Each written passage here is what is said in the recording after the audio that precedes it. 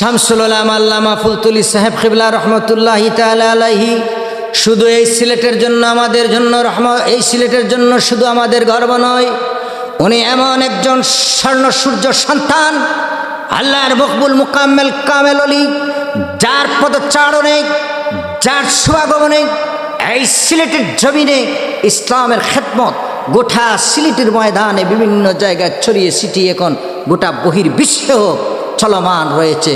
দ্বীনের খেদমত, ইসলামের খেদমত, মসজিদ, মাদ্রাসা, খানকা, দারুল কিরাত, কোরআনুল কারীমের শিক্ষা প্রতিষ্ঠান তিনি খেদমত করে যাচ্ছেন।